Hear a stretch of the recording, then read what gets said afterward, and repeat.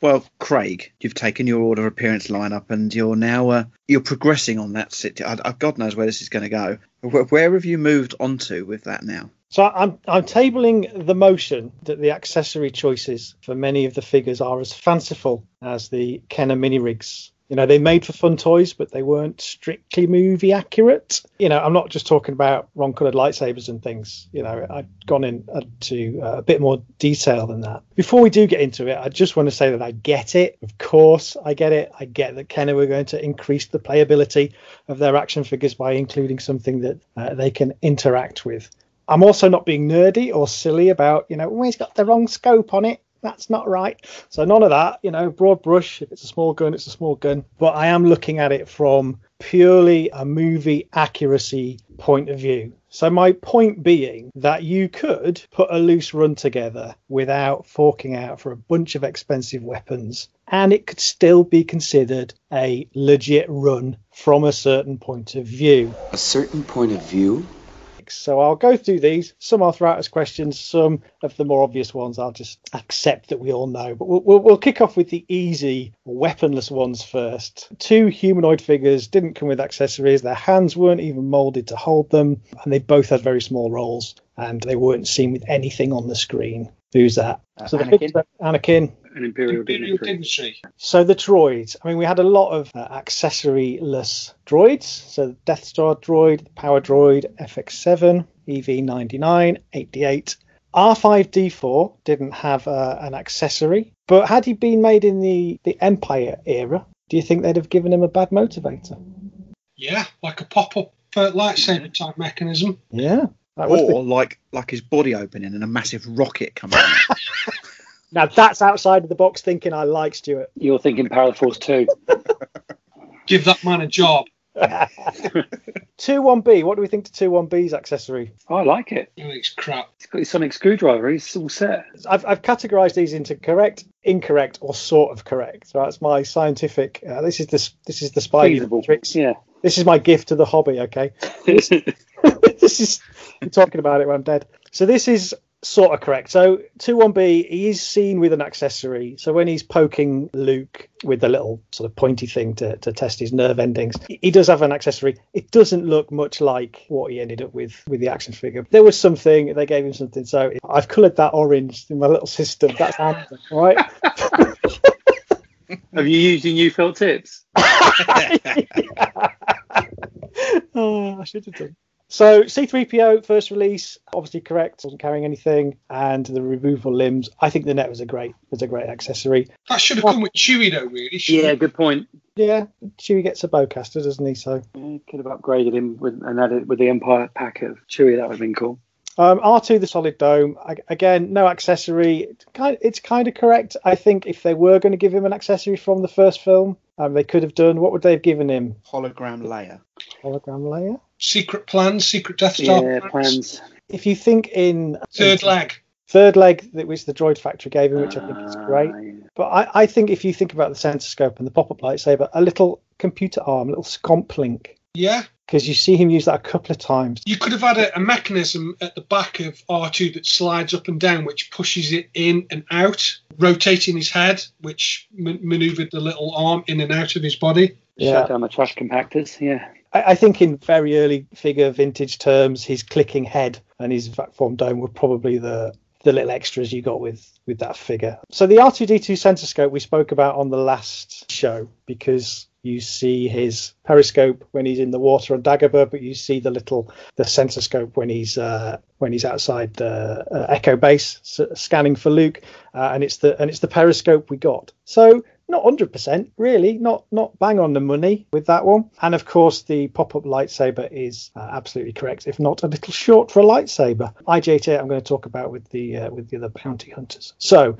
onto the lightsaber wielders. So Vader and Ben, I would consider those to be correct. What about Luke Farmboy? It should be blue, shouldn't it? Yeah, it's the wrong colour. And, again, I understand why Kenner would give him a lightsaber because it's cool, but he actually rarely uses it in the first film. He switches it on in Ben's hut and he trains on the Falcon with it. for me, he arguably uses the Stormtrooper blaster in anger more than his lightsaber in that first movie. And it is indeed what he was immortalised with on the Chantrell poster. Yeah, he's probably right with a lightsaber, but it's not 100%, I don't think. Obviously, the Luke Stormtrooper figure is correct because he prized that gun from the hands of a dead Stormtrooper, and he's not using his lightsaber. What do we think to Luke X-Wing Pilot's accessory? In Star Wars, they gave him a blaster, which he didn't have. No need for him to have had a blaster while he was piloting the ship. And, given it was a release in 78, it was still a guess on Kenner's part that he would have one when he's on Dagobah, because he does wave his gun around on Dagobah. And he is indeed wearing a holster over his flight suit, but he wasn't at the Battle of Yavin. So,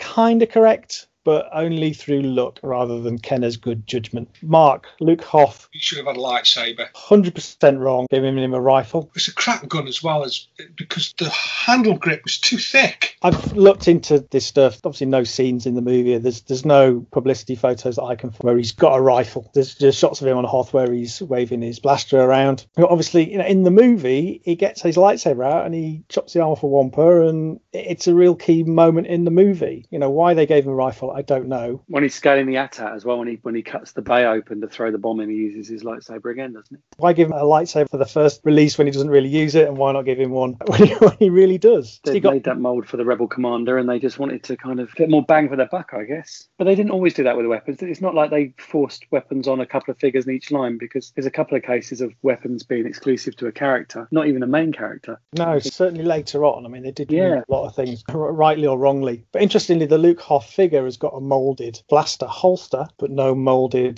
lightsaber. When you think about the twin pod cloud car pilot having that comlink, why didn't they give Luke Hoth a set of macro binoculars? Yeah, they're moulded around his neck, aren't they? Hasn't he got them sculpted to the figure, or am I imagining? Yeah, they are. Yeah, no, he has, but as a little accessory, they would have been really cool. The blue lightsaber that came with the later Jedi figure, when it was swapped out with the green, when they had the blue for that weapon was perfect for Luke Hoth, and he holds that really well as well. Yes, he does. Yeah. So they sculpted the figure with a lightsaber in mind, by the looks of it, by the grip of the hand. It is weird they didn't pack him with one. Interesting. Okay, Luke Bespin. He's got a yellow lightsaber again, so wrong colour, but he did get the right blaster. He's got a moulded holster on his belt, and he's got a second moulded lightsaber. So he effectively comes with two lightsabers. Good old General Grievous. So that's a peculiarity. Luke Jedi is correct. Obviously, it was initially a blue one, wasn't it? And then did they change to green, or was it the other way around? It was blue and then changed to green. I'm wondering if Kenner still, even in the Empire era, were having to guess some of these moves as far as the stills they were being given and post-production still being worked on. And it just seems weird they went with yellow in the first film and then stuck with yellow in the second film, even though they knew they were wrong. And even in the large lightsaber, the Force lightsaber toy, the Empire Strikes Back ones were red for Vader and yellow for Luke. Yeah. And then again later in Jedi, they went with green and updated the yellow to green. But they really pinned the colours to the mast, didn't they, for the yellow lightsaber for Luke on the Empire run? Literally. Okay, Luke Endor. So Luke comes with a poncho and a belt and a blaster. A lightsaber would have been good. Why did they make his hat not come off? I hated that. That upset me as a kid. Yeah, no, it's particularly compared to the Leia, it's a bit of a duff move. I'm going out on a limb here and saying that Luke Endor is incorrectly packed with a Palace blaster. He doesn't have a blaster on Endor, and obviously when he turns himself in, he's armed only with this. With a lightsaber, yes. This is a rebel that surrendered to us. He was armed only with this. Don't waste your money on a blaster for your Luke, kids. Save yourself £100. Right, the other two of the big three. So first issue, Han in New Hope Han. He's correct, Han Hoth. And then we get to Han Bespin. So any thoughts on Han Bespin's weapon? It's not the Han gun, is it? No. He comes in modern parlance, is the Bespin blaster. Yeah. You sometimes get called the Rebel blaster. So it's the one with the pointy end. So he actually has his trusty blaster that we all love. It's taken by Vader when he turns up for his little tea party. And when you see him on Endor, it's a different blaster. And fans have theorised that Luke, off screen, gives him his blaster from The Empire Strikes Back. Because Luke, when he loses his lightsaber in the battle with Vader and he falls down the shaft and everything, his blaster is still there in the holster when he's rescued by Leia and Lando. Yeah. I was going to say, where did he get it from? But I guess it must have been something he was given when he joined the rebellion, because it wasn't something he joined the rebellion with. True. Mm. I like this, Mark. You're getting into it.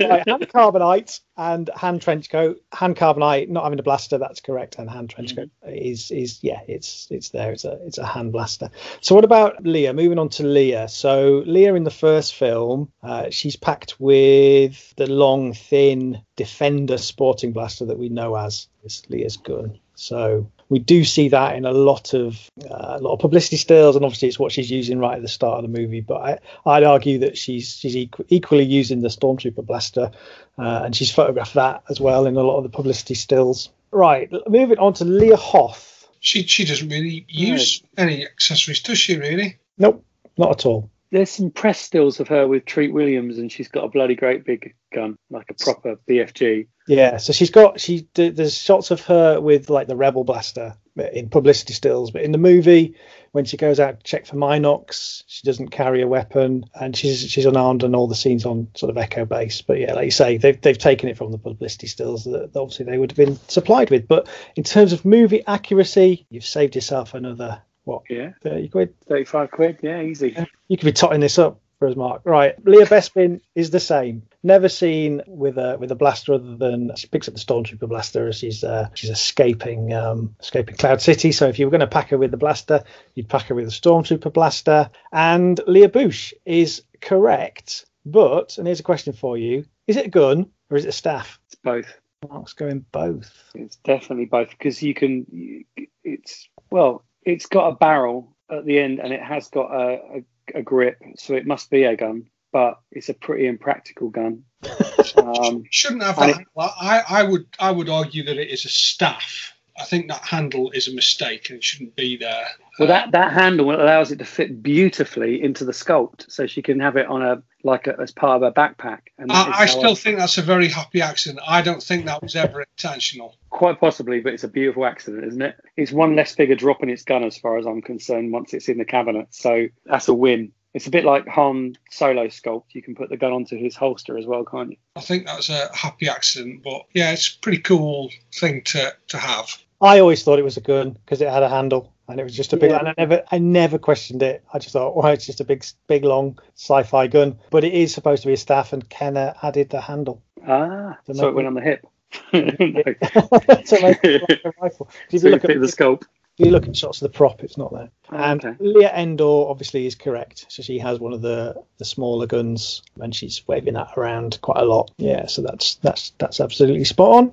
So moving on to pilots and drivers. So these are people who are employed in the Star Wars universe, be doing something other than shooting people. TIE fighter pilot, no holsters on the costume. He doesn't need a gun. He's not seen with one. He's got no shields either. The TIE fighters don't have shields. They're like kamikaze pilots, aren't they? Yeah, they are. The argument for a pilot having a blaster as a sidearm in case they're shot down doesn't really hold much water with a TIE fighter pilot. Some good in-universe rationale there. Thank you and good night. He's really enjoying this, isn't he? Right, the A-Wing pilot. Incorrect. There's no holsters on his costume, and again, it's not needed. So unless they're keeping him on the dashboard, same with the B-Wing pilot. Cloud car pilot, who we've just talked about, he wasn't even played by an actor, and he was just a puppet head. So he didn't have any hands to hold a gun. And surely his communicator would have been built into the ship. He might have been a CB radio enthusiast. Like 10-4 a rubber ducky. And nice as Mr. Daniels thought it was, it's not correct. It's not movie accurate, so you don't need that. Could have been a filler shave for kind of like, in case he got awarded a medal and he had to quickly buff himself up for a ceremony. Wasn't that Qui-Gon's communicator in it was a Gillette lady shaver or something, wasn't it? Lady garden shaver. Yeah. The Gillette Growler or something it's called. Yeah, that's the one. AT-AT driver, he came with a rifle. Now, they do appear on publicity stills with rifles, so you can see where this has come from. But in the movie, they're not firing any guns other than the ones that are attached to the AT-AT's head. The AT-AT commander. So this is interesting. The movie costume has a holster, but the vintage figure doesn't, and he's not seen with a weapon on screen. But he comes with one of these Bespin blasters. So even if you were going to give him a gun, you'd have given him an Imperial blaster, right? So that's right. The AT-ST driver. Again, the costume and the figure has no holster, and I had to freeze frame the bit where Chewie was pulling him out of the top access hatch, and he's never seen with a weapon on screen. And Kenner paired him with a small kind of Endor blaster, whereas modern releases have given him an Imperial blaster. But arguably you don't need that either. Biker Scout is correct. The Imperial Gunner, he doesn't need a gun. They're already stood there firing big guns. And what about Nien Nunb, the last of our pilots on the list? Again, another puppet, or predominantly a puppet. No, he was just there to distract us from the fact that Lando was going through Han's wardrobe, wasn't he? Yeah. Yeah. Oh, he might have gone through Han's weapon collection because he had them on the Falcon. He gave Rey a weapon, didn't he? So he must have had a little arsenal on the Falcon. There was plenty of things they could have rifled through on there. Mark, if you were a Star Wars character, you'd be Nien Nunb. Well, you know what? I wouldn't be allowed to be because it's actually my wife's least favourite Star Wars character. That's really weird, isn't it? That I've just said you look like him. Well, it is weird because there's just too much flappage going on there. She just doesn't like him. She just thinks he's a repulsive-looking character. Weird. Exactly. Flappage. Yeah, I think it's the flappage. They find it offensive. It never really. I mean, I thought he was just sweet with his little Chinese man hat and stuff. I thought, why wouldn't you like him? And it's Gobo Fraggle, isn't it? It's Mike. So there's that connection as well. But yeah, they don't like it. The ladies don't like the Nunb. No. Probably the least favourite, I think.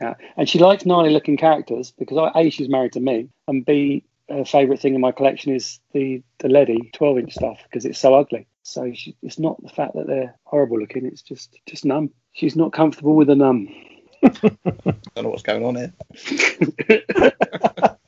Okay, let's get back on track. What's happened here is I've started drinking Jack Daniels. I started on water. That's what's happened here.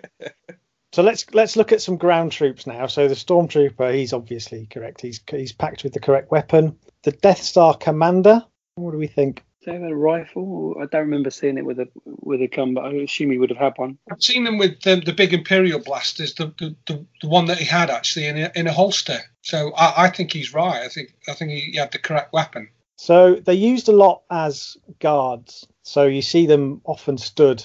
So they're at the door in the conference room. You see them march down the corridor with Vader.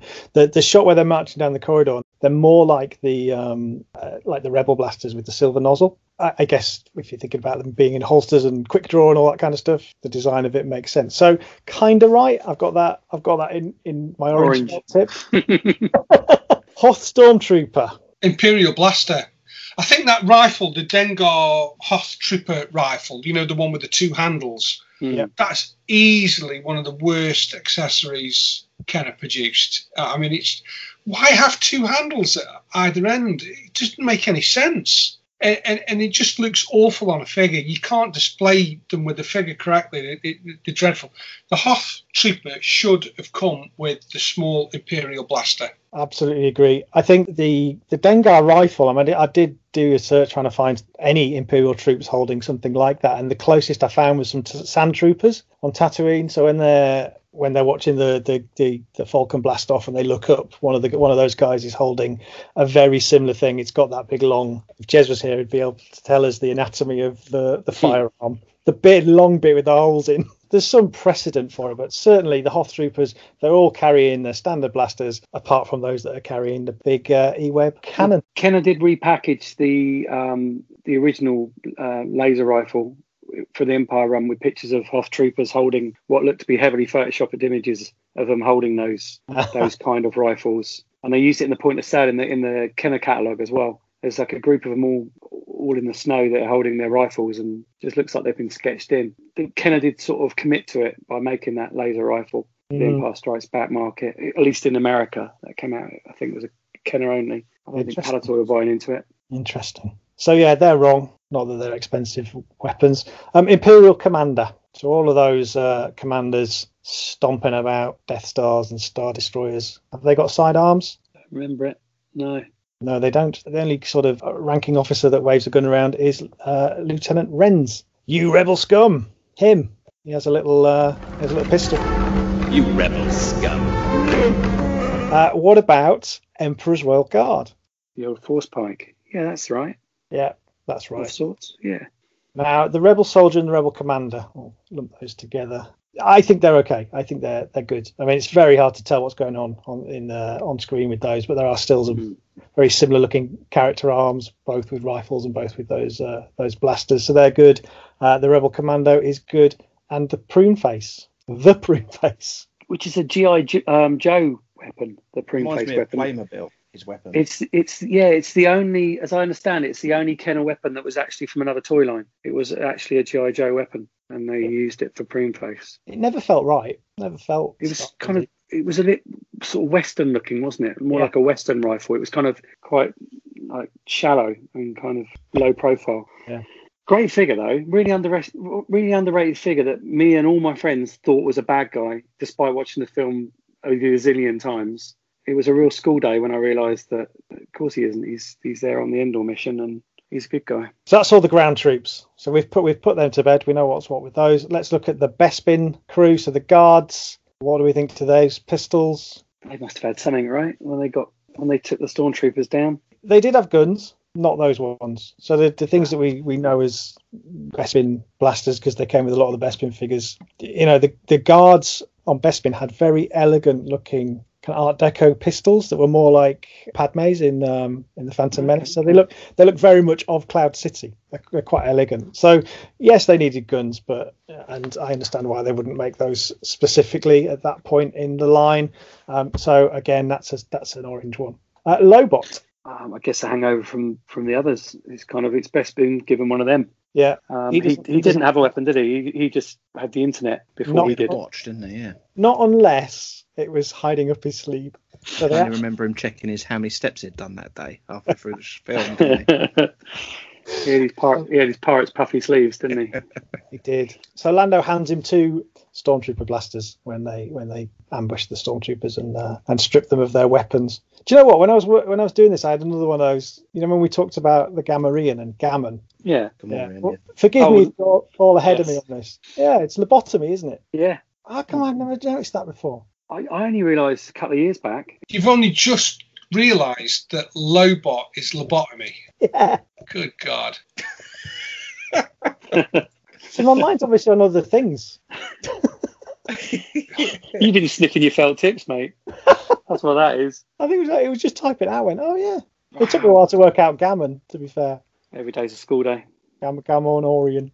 Anyway, moving on. Lando. Is Bespin Lando's gun correct? Is it Bespin that he comes with? He comes with a Bespin blaster, yeah. Comes with, yeah, but he uses an Imperial blaster at the end, doesn't he? He does. I had the wrong weapon with mine for years, and I don't know if it's because my childhood one ended up with the wrong weapon or whether I had a mispacked weapon when I first got my Lando or what, but I always had a smuggler's blaster with him, always. Well, he's on lots of publicity stills with the Rebel blaster, all of those shots of him swishing his cape around, but Mark's right. He gets a Stormtrooper blaster seemingly from nowhere. They have the little exchange at the door, or he runs down the landing pad, he gets to the Falcon.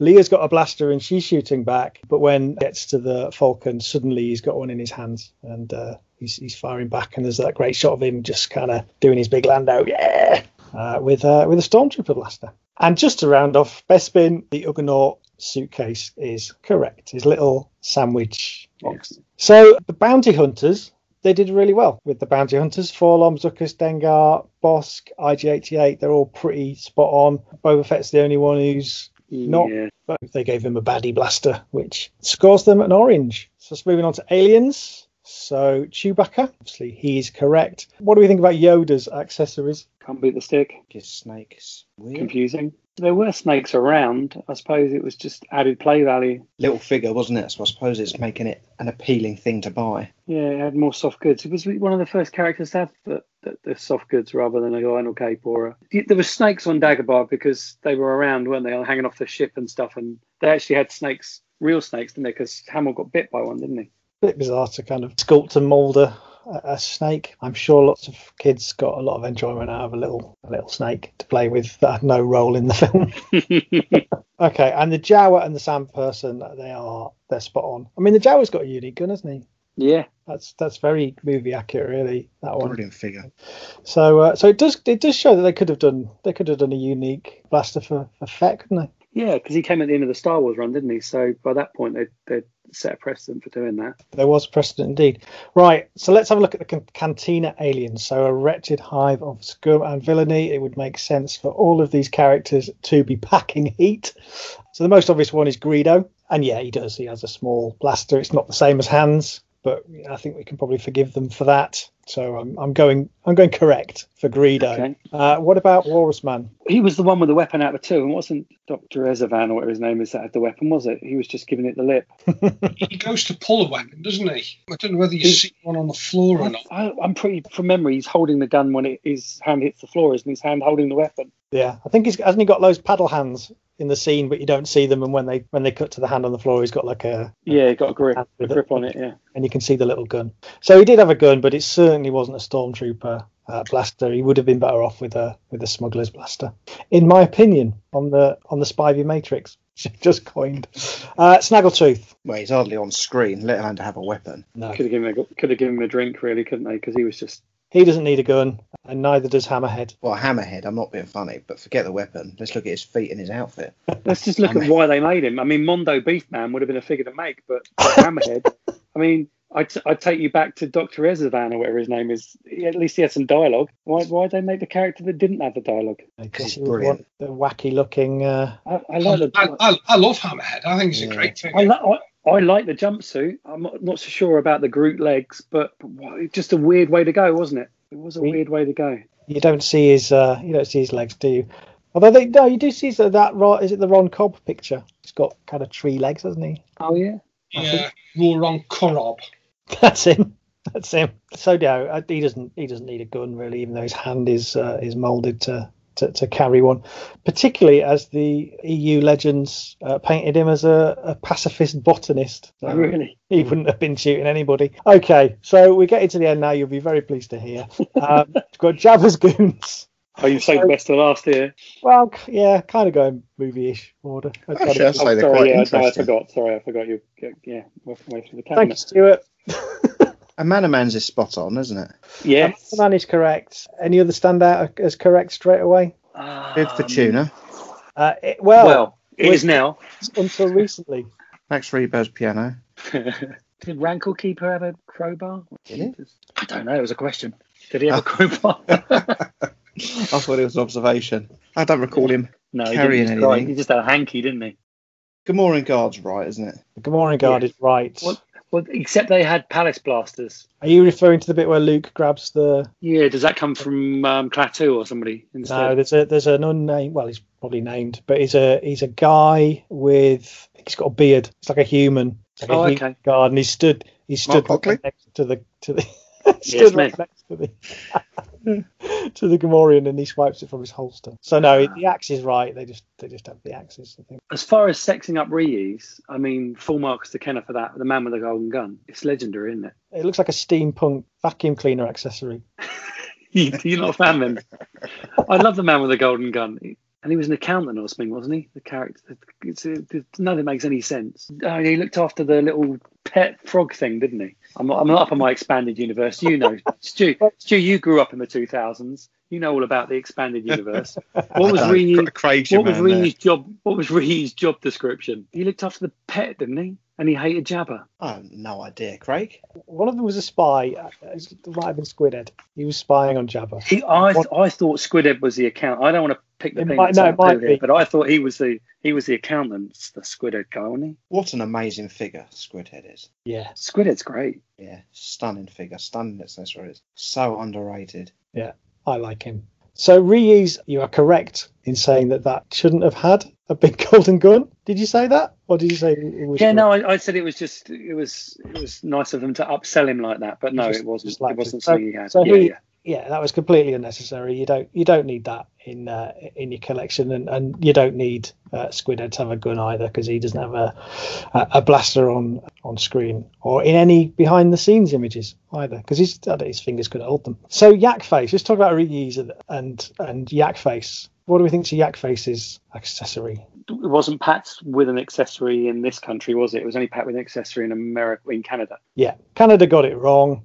He didn't need a weapon, but the UK one is actually right, everybody. Yak Face doesn't need a weapon because he doesn't have one on screen, and he didn't have one in a tri-logo package either. But what's interesting about those two characters is that they were supposed to have a much bigger scene than they ended up having. So there's lots of behind the scenes shots of reuse with a glass. So reuse's hands are like big kind of oven mitts, aren't they? And they've clearly glued a cup to his costume because it's stuck in the same place in all these photographs. I think it was filmed. There was a scene where Reuse and Yakface are having a drunken argument, and it comes to blows, and C-3PO gets in the way, and it's supposed to be a little bit of light relief. And he's holding that cup on the card art. He's got his cup in his hand on the card art, hasn't he?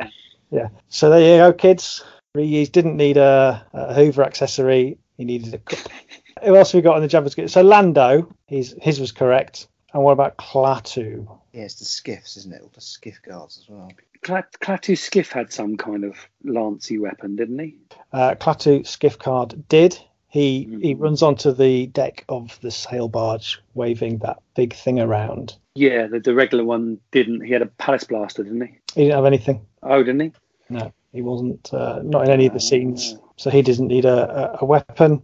Barada and Weequay are correct. What about Nikto? Nikto looks kind of right. I don't know. I thought there was a couple, because there was humanoid ones running on as well. I thought he was one of them that ran in just before the sail barge gets blasted and they had their lance type weapons as well, didn't they? Well, he was driving the skiff. So he doesn't have, because he comes with that big thing that Barada comes with, the foreign yak face, but he's actually driving the skiff, and he pulls a palace blaster on Lando, and then there's that famous scene, and there's a couple of stills where they're tussling for that gun, and they fall off. So that's he should have come with a palace blaster. Right. So there you go. So we're going to move on to Ewoks now. Mr. Daniels, you've been quite quiet. I'm expecting you to play your Joker. By listing the Ewoks weapons, which is going to be a bit tough to do, isn't it? Right, I'll give you a clue. Pointy sticks. Right, correct or incorrect? Wicket spear. Yeah, that's correct. Low grey staff. Yeah, that's correct. Chirpa's staff. I couldn't tell you, to be honest with you. Anyone else? I think it's right. Yeah, Paplu's staff. Again, couldn't tell you. Yeah, right. Yeah, that's correct. Tebow's axe. Incorrect. Is it? Yeah. Hey, point that thing someplace else. Point that thing someplace else. We had a spear. Oh. A spear. Romba's spear. That's correct. Lumat's bows and arrows. God, no. I really don't know. I managed to find a picture of him with a quiver. I guess he has a bow, so we're going to go right for that. Right, what about Warwick? He had a bow and arrow, didn't he? Didn't they get the picture and a couple of the Ewoks the wrong way around? They literally, on the card art, they didn't even have the right Ewok with the name. Quite possibly. It was the card and the packaging that has led me to this conclusion that it's incorrect. Okay. Because the coin in the Power of the Force release suggests that he was a glider pilot and not an archer. So I'm going to say, for your last 17, you don't need a bow and arrow for Warwick. So fair play. Just playing with a bit of gravel out of the garden. So just to finish off, then we've got Akbar's stick thing. Who said yes? As a trap. I'm thinking of Medine. Oh, his fly swap. His spatula. His white stick. Miller making cake, isn't he? He's licking the spoon as he came out of the meeting. Yeah, Akbar didn't have the ribbed wand, did he? He didn't have the ribbed wand. They did in public anyway. They did have some of the Moncals firing them in battle in the animated Clone Wars. I always thought it was some sort of rank thing or some sort of, like when Sergeant Major's thing under their arms. Yes. But the animators of the Clone Wars saw it as a weapon. And they just fire out the end. I thought it was like a majorette stick, like they did displays at the carnivals. He was twirling batons, yeah. Yeah. So two more we've not mentioned. Lando General. He would have had a weapon. Yeah, he had a holster, didn't he? He had a body holster. Yeah, he had a weapon, but it wasn't a palace blaster. But right, yeah. So it's kind of sort of correct. And the last save one, some money there then. And the last one, the Emperor. Yeah, I can see that. Why he's got a stick? Yeah, when he gets off Tiberian. Not Tiberian, when he gets off the shuttle. Not Tiberian. Good. So that concludes our little jaunt through all 96 vintage figures to ascertain whether they came with movie accurate accessories or not. So what does that tell us? I've added up the numbers, and over half, around 56%, are what I consider to be correct. So they are accessories that directly reflect a character's actions on screen. There are about 15% that are debatable. So they're figures who might have come with something that were close, that were in the spirit. So they might have had a weapon on screen, but they might have come with the wrong weapon in the Kenner packaging. But that leaves 29%. I mean, almost a third of these figures, which are just wrong. They're wrong. They're either wrong in so much as they were packed with the wrong weapon, or kind of were misled by early production stills that never made it into the final movie. So yeah, about just over half correct, and then the rest either debatable or wrong. That's quite an interesting perspective. And as I said right at the start, if you were being slavish, if your point of view was I want my collection to be movie accurate, then you could follow this as a guide and save yourself a few quid.